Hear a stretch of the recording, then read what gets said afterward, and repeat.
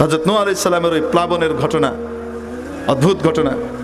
দেখেন, এই যে এক জোড়া করে প্রাণী উঠেছে, 6 মাস পর্যন্ত এটার ভিতরে ছিল তাদের খাওন দাওন, আল্লাহ বিনা খাওনে পাল। সবার শেষে আসছে গাধা। এখন শয়তান তো উসখুস করতেছে, ইবলিস যদি নূহের নৌকায় উঠতে না পারে তাহলে আজকে আমিও শেষ। এখন কি করবে শয়তান? কি করে? উসখুস করে। উঠতে তো পারছে না, কারণ ফেরেশতারা পাহারা দিচ্ছে। এখন গাধা যখন সবার শেষে আসছে, হযরত নূহ আলাইহিস সালাম তখন দেখতেছেন পানি উঠা শুরু হয়ে গেছে। আরে সব তাড়াতাড়ি উঠো, গাধা সবার শেষে। শয়তান গিয়ে করছে কি, গাধার লেজ ধরে এরকম করে ঝুলে পড়ছে। এখন গাধা বেচারা উঠতে পারে না, লাভ দিতে চায়, কিন্তু শয়তান তো টেনে ধরছে। তো এক পর্যায়ে হযরত নূহ আলাইহিস সালাম খেপে গিয়ে কইছে, দুঃশয়তান ওঠ। গাধাকে একটা গালি দিয়েছে আর কি, দুঃশয়তান ওঠ।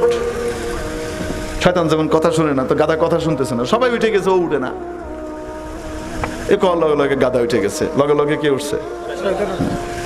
শয়তানে যখন হঠাৎ উনি দেখে নৌকার মাছ তুলে বয়ে রয়েছে, তুই কই থেকে উঠলি? এনে আপনি তো কইলেন উঠতে। আমি তোরে কখন উঠতে কইলাম? তুই সবাই নষ্ট করলে, সব পানির ভিতরে গেল, তুই বেঁচে রয়েছিস। বুঝছেন? এই জন্য বড় শয়তান কিন্তু ধরা পড়ে না। বড় শয়তান যাদেরকে ব্যবহার করে ওরা ধরা পড়ে। কিছু বিশিষ্ট লোক হাওয়ারি, যারা আল্লাহর হাবিব সাল্লাল্লাহু আলাইহি সাল্লামের যারা আশপাশে থাকতেন তাদেরকে বলা হয় সাহাবী, আর আগেকার নবীদের আশপাশে যারা থাকতেন তাদেরকে বলা হতো হাওয়ারি। বিশেষ করে হযরত ঈসা আলাইহিস সালামের তোনার হাওয়ারিরা বললেন, ইয়া নবী আল্লাহ, ইয়া রূহ আল্লাহ, আমাদেরকে যদি একটু নূহ আলাইহিস সালামের নৌকার প্লাবনের ঘটনা তো আপনি শুনিয়েছেন, আল্লাহ তাআলা আপনাকে বলেছেন, আপনি আমাদেরকে শুনিয়েছেন, নূহ আলাইহিস সালামের নৌকাটা কেমন ছিল ওটা যদি একটু জানতে পারতাম। ওই যুগে নূহ আলাইহিস সালামের নৌকার ভিতরে ছিলেন এইরকম কোনো ব্যক্তি যদি একটু উঠতেন কবর থেকে, আপনি যদি তাকে একটু উঠাইতেন, তো তাহলে তার কাছ থেকে আমরা সরাসরি সাক্ষাৎকার নিতে পারতাম, ইন্টারভিউ নিতে পারতাম। আপনি তো ওই নূহ আলাইহিস সালামের নৌকায় ছিলেন, একটু ঘটনা শোনাবেন কি, কেমন ছিল? তাফসীর ইবনে জারীর তাবারিতে এই ঘটনা আছে, দেখে নিন প্রয়োজন মনে করলে। তো এখানে আব্দুল্লাহ ইবনে আব্বাস রাদিয়াল্লাহু তাআলা আনহু থেকে বর্ণিত। তো হযরত ঈসা আলাইহিস সালাম তাদের কথা শুনে বললেন, ঠিক আছে চলো চলো তাহলে আমার সাথে চলো। নিয়ে উনি গেলেন একটা পাহাড়ের উপর। কথিত ছিল যে সেই পাহাড়ের উপরে হযরত নূহ আলাইহিস সালামের অন্যতম সন্তান, ফরমাবরদার সন্তান নূহ আলাইহিস সালামের সাহাবী হযরত সাম ইবনে নূহ ওখানে কি ছিলেন? মাদফুন ছিলেন। আরেকটা বাড়িতে ইয়াম এসছে। যাই হোক, ওখানে গেলেন আর উপরে দাঁড়িয়ে বললেন, কুম বিইذনিল্লাহ। বলার সাথে সাথে ওই কবর থেকে একজন বৃদ্ধ ব্যক্তি উঠে দাঁড়ালো, যার চুল দাড়ি সব পাকা ধবধবে সাদা, উঠে দাঁড়ালো এবং তার শরীর থেকে এভাবে কি ঝাড়ছে? কাপড় থেকে ধুলো ঝাড়ছে। মাথা থেকে কাপড় থেকে ধুলো ঝেড়ে উঠে দাঁড়াচ্ছে। একটা মাটির জায়গার ভিতরে থাকলে হুট করে কেউ আমরা উঠে দাঁড়ালে আমরা কাপড় পরিষ্কার করি না, ঝাড়ি না শরীর, এরকম করে ইয়ানফুখ ঝাড়ছে আর উঠে দাঁড়িয়েছে। তোনার কাছে উনি জিজ্ঞেস করলেন যে তোমার পরিচয় দাও। তো তিনি বললেন, আমি নূহ আলাইহিস সালামের ছেলে অমুক। আচ্ছা, তুমি নৌকায় ছিলে? বলছে, হ্যাঁ আমি নৌকায় ছিলাম। তো তারপর জিজ্ঞেস করলেন, তুমি কি বৃদ্ধ বয়সে দুনিয়া থেকে ইন্তেকাল করেছো, যে তোমার চুল দাড়ি পাকা? উনি বলছেন যে না, আমি তো এমন অবস্থায় ইন্তেকাল করেছি, আমার চুল দাড়ি সব সাদা, সব পাকা, কাঁচা ছিল, একদম কালো কুচকুচে ছিল, সাদা ছিল না, আমার একটা চুলও পাকা ছিল না, একটা দাড়িও পাকা ছিল না। তাহলে তোমার যে চুল দাড়ি সব পেকে গেছে? বলছে, আমার তো সবই কাঁচা ছিল, কিন্তু যখন আপনি ডেকেছেন আমি মনে করেছি কিয়ামত হয়ে গেছে, কিয়ামতের ভয়ে আমার মাথার চুল দাড়ি সব পেকে গেছে, ভয়ে। ইয়া আইয়ুহান নাস ইন্না যালযালাতাস সাআতি শাইউন আযীম। ও মানব জাতি, শুধু ঈমানদারকে বলা হচ্ছে না, ও ঈমানদার, ও বেঈমান, যে কেউ মানুষ জাতির অংশ তাদেরকে সকলকে লক্ষ্য করে অ্যাড্রেস করে মাওলা বলেন, কান খুলে শুনে নাও, ইন্না যালযালাতাস সাআতি শাইউন আযীম। কিয়ামতের যে ভূমিকম্প আর কম্পন হবে, এটা এক বড় ভয়ঙ্কর এক বিষয় হবে। এত ভয়ঙ্কর হবে, ইয়াউমা তাযহালু কুল্লু মুরদিআতিন আম্মা আরদাআত। প্রত্যেক দুগ্ধ দানকারিনী মা, যে নাকি তার সন্তানকে বুকের দুধ খাওয়াচ্ছে, এই অবস্থায় কিয়ামতের বিভীষিকাময় অবস্থা দেখে, নড়াচড়ার কম্পন দেখে যখন কিয়ামত হওয়া শুরু করবে, মা, দুগ্ধদানকারী মা তার সন্তানের কথা ভুলে যাবে। একজন না, কুল্লু মুরদিআতিন, প্রত্যেক মা, এক দুই মা না, প্রত্যেক মা তার সন্তানের কথা ভুলে যাবে। বেমালুম। ওয়া তাদাউ কুল্লু যাতি হামলিন হামলাহা, প্রত্যেক গর্ভধারিণী তার গর্ভপাত ঘটিয়ে ফেলবে। এত ভয়ঙ্কর হবে। আমরা তো মনে করি কিয়ামত অনেক দূরে, তাই না? আল্লাহ তাআলা সূরা মাআরিজে বলেন অনেক দূরে না, ইন্নাহুম ইয়ারাউনাহু বাঈদা ওয়া নারাহু করিবা। ওরা মনে করে কিয়ামত অনেক দূরে, আমি তো দেখি একদম কাছে। আল্লাহর হাবিব সাল্লাল্লাহু আলাইহি ওয়াসাল্লামের কাছে এক সাহাবী এসে জিজ্ঞেস করলেন, ইয়া রাসূলুল্লাহ, কিয়ামত কবে হবে? নবীজি বললেন, ওয়াই হাক, কিয়ামতের জন্য তুমি কি প্রস্তুতি নিয়েছো? কিয়ামত কবে হবে মানে? যার যখন মওত হলো তার তখন কিয়ামত। যে যখন গেল তার হিসাব কিতাব ক্লোজ হয়ে গেল, নতুন কিছু করার মতো আর তার সুযোগ নাই, আছে তার কিয়ামত হয়ে গেল, তার আর কিছুই করতে পারবে না। তো হযরত ঈসা আলাইহিস সালাম ওনাকে উঠালেন, উনি উঠলেন, তারপরে ওনার কাছ থেকে বিবরণ নিলেন কত হাত লম্বা ছিল সেই নৌকাটা, কত হাত চওড়া ছিল, কত হাত গভীর ছিল, এটা বললেন। কয়টা তালা ছিল উনি বলে দিলেন, 3টা তালা ছিল। নিচতলার ভিতরে কীট পতঙ্গ, পশু টশু এগুলা ছিল, দ্বিতীয় তলায় মানুষ, তৃতীয় তলায় ছিল পশু পাখি টাখি যারা আছে এরা, এই ইত্যাদি বিভিন্ন ঘটনা শোনালেন। একটা পর্যায়ে বললেন, নিচে যে পশুরা ছিল তারা হাগামুতা তো জারি রেখেছে, খাওয়া দাওয়া নাই কিন্তু হাগামুতা চলছে, যেহেতু আল্লাহ পুরো পৃথিবীকে পানির তলায় তলিয়ে দিয়েছিলেন। এই জন্য আল্লাহ তাআলা হযরত নূহ আলাইহিস সালামকে আদেশ করেছিলেন, ফালাম্মা জাআ আমরুনা ওয়া ফারাত তান-নূর কুল নাহমিল ফিহা মিন কুল্লিন যাওজাইন ইসনাইন। আমি বলে দিলাম যে প্রত্যেক প্রাণীর এক জোড়া করে তোমার নৌকায় উঠাও। এবার নৌকাটা কত বড় ছিল কল্পনা করেন, বলা লাগবে? কত বিশাল নৌকা, জাহাজ, এক জোড়া করে উঠাও। উনি জিজ্ঞেস করলেন, ইয়া আল্লাহ, সারা দুনিয়ার এই জন্তু জানোয়ার আমি কই থেকে খুঁজে পাবো? উনি বললেন, তুমি দাঁড়াবা আর এভাবে হাত রাখতে থাকবা, আমি জড়ো করে দিব। তুমি ইশারা করবা, ডান হাতের নিচে নরটা আসবে, বাম হাতের নিচে মাদাটা আসবে, নারীটা আসবে, বাস এক জোড়া করে উঠাও। ওই এক জোড়া দিয়ে আল্লাহ তাআলা আবার গোটা পৃথিবীকে আবার আবাদ করেছেন, বাকি সব ধ্বংস করে দিয়েছেন। এত নারাজ হয়েছিলেন আল্লাহ তাআলা। মহাপ্লাবন, নোহের প্লাবন, 6 মাস পর্যন্ত পৃথিবী পানির নিচে তলিয়েছিল। 6 মাস, 5 মাস পুরা। 5 মাস পরে আদেশ করেছেন, পানি বন্ধ হয়ে যাও। আকাশের পানি, আকাশকে বলেছেন বন্ধ হয়ে যাও। জমিনকে বলেছেন, তোমার পানি তুমি গিলে ফেলো।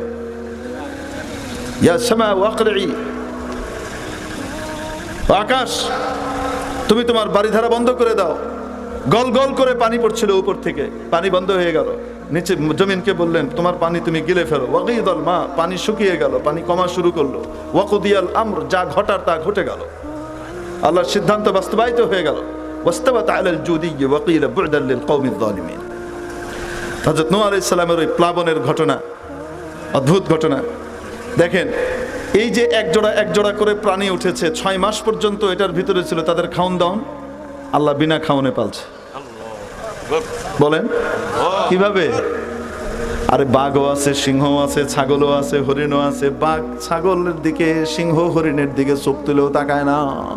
ইয়া নফসি ইয়া নফসি, বেঁচে আসি, আল্লাহ বাঁচায় রাখছে। সিংহ শুকর আদায় করে, বাঘ শুকর আদায় করে, বেঁচে আসি, খাওন টাউন যাইতো না। রোজা, 6 মাস রোজা, কিন্তু আগামতা চলতেছে। মুখে খাওয়া নাই, ইনপুট নাই, কিন্তু আউটপুট যাচ্ছে। কিন্তু পারেন না আল্লাহ। আরে নূহ আলাইহিস সালামের জমানার এই গরু গাধা এগুলাকে যদি আল্লাহ তাআলা 6 মাস বিনা খাওয়া নিতে ফ্রি রাখতে পারেন, বাঁচায় রাখতে পারেন, শ্রেষ্ঠ নবীর শ্রেষ্ঠ উম্মতকে আল্লাহ তাআলা না খাওয়ায় পালতে পারেন না? কেন ভয় পান? আপনার বাচ্চা কি খাবে, কি পড়বে, মাদ্রাসায় দিতে ভয় পান কেন? বাচ্চা কি খাবে, কি পড়বে, আরে কি করবে, কি খাবে, কি পড়বে, মানে তুমি যা খাও, তুমি যা পড়ো, এটা কি তোমার ক্ষমতায় পড়ো না? আল্লাহ খাওয়ায়। তোমার যে আল্লাহ খাওয়ায়, তোমার বাচ্চাকে সেই আল্লাহ খাওয়াবে। এখন কিন্তু ওই যে হাগামোতা যে করছে, পেটে যেগুলি ছিল, এই হাগামোতাতে তো গন্ধে অবস্থা খারাপ। হযরত নূহ আলাইহিস সালাম আল্লাহর কাছে বললেন, আল্লাহ, দুর্গন্ধে তো টিকা যাচ্ছে না, নিচতলা থেকে যে গ্যাস আসতেছে। হযরত নূহ আলাইহিস সালামকে আল্লাহ তাআলা বললেন, যাও তুমি হাতির লেজ ধরে নাড়া দাও। কি দাও? হাতির লেজ ধরে নাড়া দাও। নাড়া দেওয়ার সাথে সাথে হাতির পিছন দিয়ে 2টা শুয়োর বেরোলো, একটা বেটা একটা বেটি। কি বেরোলো?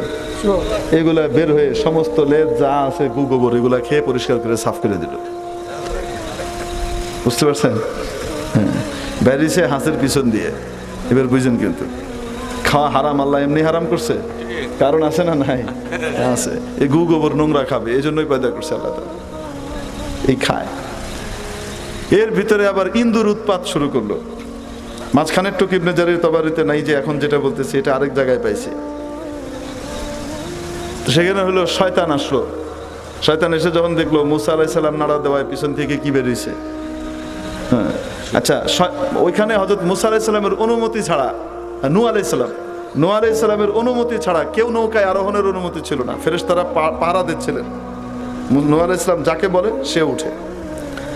সর্বশেষ আসছে গাধা, নিরীহ প্রাণী না, একদম সরল সোজা নিরীহ, এত ভদ্র মার্জিত, কারোর সাথে কোনো গন্ডগোল নাই, কিচ্ছু নাই, চুপচাপ খাড়ায় থাকে। বোঝা দিতে দিতে দিতে দিতে যখন আর পারে না তখন হাঁটা শুরু করে, তার আগ পর্যন্ত চুপচাপ খাড়ায় থাকে।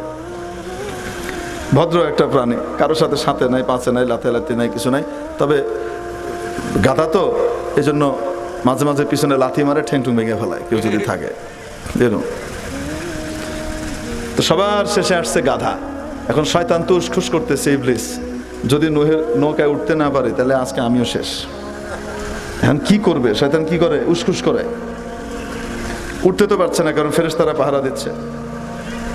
এখন গাধা যখন সবার শেষে আসছে, হযরত নূহ আলাইহিস সালাম তখন দেখতেছেন পানি উঠা শুরু হয়ে গেছে। আরে সব তাড়াতাড়ি উঠো, গাধা সবার শেষে। শয়তান গিয়ে করছে কি, গাধার লেজ ধরে এরকম করে ঝুলে পড়ছে। এখন গাধা বেচারা উঠতে পারে না, লাভ দিতে চায়, কিন্তু শয়তান তো টেনে ধরছে। তো এক পর্যায়ে হযরত নূহ আলাইহিস সালাম খেপে গিয়ে কইছে, দুঃশয়তান উঠ। গাধাকে একটা গালি দিয়েছে আর কি, দুঃশয়তান উঠ। শয়তান যেমন কথা শুনে না, তো গাধা কথা শুনতেছে না, সবাই উঠে গেছে, ও উঠে না। এ কল লগে লগে গাধা উঠে গেছে, লগে লগে কে উঠছে? শয়তানে যখন হঠাৎ উনি দেখে নৌকার মাছ তুলে বের হয়েছে, তুই কই থেকে উঠলে এনে? আপনি তো কইলেন উঠতে। আমি তোরে কখন উঠতে কইলাম? তুই সবাই নষ্ট করলে, সব পানির ভিতরে গেল, তুই বেঁচে রয়েছিস। বুঝছেন না? এই জন্য বড় শয়তান কিন্তু ধরা পড়ে না। বড় শয়তান যাদেরকে ব্যবহার করে ওরা ধরা পড়ে। এই জন্য মনে রাখবেন, কোন রাজনৈতিক দলের কোন নেতা নেত্রীর কথাবার্তা শুনবেন না। আমার কথা আপনাদের মানতে মন চায় না মন চায়, খালেদা জিয়া হোক আর হাসিনা হোক আর সে কি বলে এরশাদ কাকু, এই নেতৃবৃন্দ যা আছে তারা সব করে নিজের স্বার্থে করে, এটা মনে রাখবেন। বুঝেন কি বলি? মন আপনাদের চাক আর না চায়। অতএব তাদের কোনো আদেশ যদি আল্লাহ আল্লাহর রসুলের সাথে সাংঘর্ষিক না হয় অবশ্যই পালন করবেন। কিন্তু যদি কোনো আদেশ আল্লাহ আল্লাহর রসুলের সাথে সাংঘর্ষিক হয় তাহলে সেক্ষেত্রে কারো কথা মানতে রাজি হবেন না। পারবেন না ইনশাল্লাহ। হে যেই হোক না কেন, হে খালেদা জিয়া সাহেব হোক, ও তারেক রহমান সাহেব হোক, জয় সাহেব হোক, আর আমাদের মাননীয় প্রধানমন্ত্রী হোক, যেই হোক না কেন, আল্লাহ আল্লাহর রসুলের কথার সাথে মিলবে, সাথে আছি, নাই সাথে নাই। পারবো না ইনশাল্লাহ। দেখেন সব তো ডুবে শেষ। এরা তো সব শয়তানের কুরকুরা নিতে যায় কি করছিল, উল্টা পাল্টা করছিল। এরা সব ডুবে শেষ। হ্যাঁ কিন্তু ঠিকই গাদার ঠ্যাং ধরে বাচ্চা উঠে গেছে কাপড়ে। আপনি তো কইলেন উঠতে, আমি কোন সময় করলাম? ওই যে গাদা উঠতেছিল না, তখন আপনি কইলেন দুঃশয়তান উঠতে উঠে পড়ছি। আল্লাহ, আরে বললাম আর কি, আমাদের প্রধানমন্ত্রী খালেদা জিয়া শয়তান, এটা বলি নাই। এবার উল্টা অর্থ নিয়েন না। এনারা নেককার মুসলমান, তাহাজ্জুদ পড়েন এবং সকালবেলায় কার্য দিবস কোরআন শরীফ তেলাওয়াতের মাধ্যমে শুরু করেন বলে আমি শুনেছি। ভাই যেটা শুনছি, আমি তো আর দেখি নাই, যেটা শুনছি ভালো সেটাই বলতেছি। এনারা শয়তান এরকম না, কিন্তু উদাহরণ দিতে গিয়ে বলা হচ্ছে যত বড় নেতা হোক, যেহেতু এনারা আমাদের দেশের সবচেয়ে বড় নেতা, এই জন্য এনাদেরকে নাম বলা হয়েছে। নাহলে আপনার এলাকাতেও নেতা আছে, বাইরেও নেতা আছে, বিভিন্ন জায়গায় নেতা আছে, আছে না? আতি নেতা, পাতি নেতা, ফাত্তু নেতা, কুত্তু নেতা, জাত্ত নেতা, কত রকমের নেতা আছে। নেতার কথা যদি আল্লাহ আল্লাহ রসুলের সাথে সাংঘর্ষিক না হয় মানবো, যদি আল্লাহ আল্লাহ রসুলের বিরোধী হয়, ও যত বড় যেই হোক না কেন, এক মুহূর্তের জন্য মানবো না। ঠিক কি ঠিক না? তাহলে দুনিয়াতেও বাঁচবেন, আখিরাতেও বাঁচবেন, নাহলে দুনিয়াও শেষ, আখিরাতও শেষ। ধরা পড়লে তারপরে আর কেউ থাকে না। কিন্তু বুঝছেন, মাঝে মাঝে ওই যে আর্মি সরকার আয়া পড়ে, ফখরুদ্দিন মঈনুদ্দিন আয়া পড়ে, আয়া সব ধরে ভিতরে যখন হান্দায় দেয় তখন কয় যে আমি তো কিছু করিনি, আমার কইছে তাই করছে, তো করছস কে লেগে দুঃখ ভিতরে। আরে করে কি করে না? এই জন্য বারবার আমরা দেখি কিন্তু শিক্ষা নেই না। আল্লাহ আমাদেরকে হেদায়েত নসিব করেন বলে আমি সহি বুঝ দান করেন আমাকে এবং আপনাদের সবাইকে, আমিন। তো বলছিলাম শয়তান মিয়া উঠছে, শয়তান তো দেখছে শয়তানের চিন্তা হলো এই ভালো মানুষ যেগুলো, এগুলাকে কোনোভাবে শেষ করতে হবে। তো কি করা যায়? যখন দেখতেছে পানি মাত্র কমা শুরু হয়েছে, 5 মাসের পরে আল্লাহ আদেশ দিচ্ছেন পানি কমতে 1 মাস লাগছে। কয় মাস? 1 মাস লাগছে। হ্যাঁ, এই যে পানি কমা শুরু হয়েছে, শয়তান চিন্তা করে এখন তো বাইরে কিছুদিন ঘুরে গেলে পাহাড় পর্বত পেয়ে যাবো, অতএব চিন্তার কোনো কারণ নাই। পানি কতটুকু হয়েছিল তফসিলের ভিতরে আসে, পৃথিবীর সবচেয়ে উঁচু চূড়া যেটা, তার চেয়েও 30 হাত উঁচু ছিল পানি। ধরে নেন বর্তমানে পৃথিবীতে এভারেস্ট সবচাইতে উঁচু শৃঙ্গ, এর চাইতেও কত উঁচুতে উঠছে পানি? 30 হাত উঁচু। কল্পনা করতে পারেন ওই জমানায় কোনটা সবচেয়ে উঁচু ছিল আমাদের জানা নাই। তো শয়তান মিয়া যখন দেখছে পানি কমতেছে, এখন তার ভিতরে শয়তানি জায়গা দিছে। কি জায়গা দিছে? ও কাম যেটা ওইটাই করতেছে, জায়গা দিছে। ও করছে কি গিয়ে ওই শুয়োরের নাকের ভিতরে খোঁচা দিছে পরে শুয়োরের নাক দিয়ে ফুস করে হাঁচি মারছে। নাকে খোঁচাইলে হাসি আসে না? হ্যাঁ, ওই যে খোঁচা দিছে, হাসি আসছে। নাক দিয়ে বেরিয়েছে 2টা ইন্দুর। এই ইন্দুর বেরিয়ে কামটা শুরু করছে, এটা ওইটা কাটা শুরু করছে, ওই কাঠ কাটা শুরু করছে, নৌকা কাটা শুরু করছে। অন্যরা এসে খবর দিল ইন্দুর তো বংশ বিস্তার করে বাড়ায় ফেলছে এবং সব কাটতেছে, আমরা তো সব ডুবে যাবো। হযরত নূহ আলাইহিস সালাম পেরেশান হয়ে গেলেন, এই জায়েদ করতে গাইলো, আমি তো উড়াই নিই, ডাইলো করতে গে। আসলে পয়দা করছেন কে? আল্লাহ। শয়তানের খোঁচাখুচি দিয়ে উনি আল্লাহর কাছে ফরিয়াদ জানানোর পরে উনি গেছেন, আল্লাহ তাআলা ওনাকে বললেন, এই এখন থেকে আবার তাফসীরে তাবারীতে হাদিসে আছে, এই মাঝের অংশটা এটা আমি এখানে পাইনি, অন্য জায়গায় পেয়েছি। তো এখানে হযরত নূহ আলাইহিস সালাম আল্লাহর কাছে দোয়া করার পর উনি বললেন, তুমি বাঘের মাথার ভিতরে আঙ্গুল রাখো। বাঘের মাথায় কি রাখো? আঙ্গুল রাখো। তো উনি গিয়ে বাঘের মাথায় আঙ্গুল রাখলেন, সাথে সাথে বাঘ একটা হাঁচি দিল। হাঁচি দেওয়ার পরে তার নাক দিয়ে 2টা বিড়াল বেরিয়েছে। কি বেরিয়েছে? বিড়াল। বাঘের মাসি বেরিয়েছে। বের হওয়ার পরে প্রথম কাজ যেটা তাদের, সেটা হলো আহলাল মাতাইমি ওয়া আশহাল মাতাইমি ফিদ দুনিয়া আল ফারা, লাহমুল ফারা। লাভ দিয়ে গিয়ে ইন্দুর মারা শুরু করছে আর ইন্দুর খাওয়া শুরু করছে, সব ইন্দুর খেয়ে সাফ করে দিয়েছে। বুঝতে পারছেন? হ্যাঁ, এই রিওয়ায়াত সনদ কোন স্তরের আল্লাহ ভালো জানে।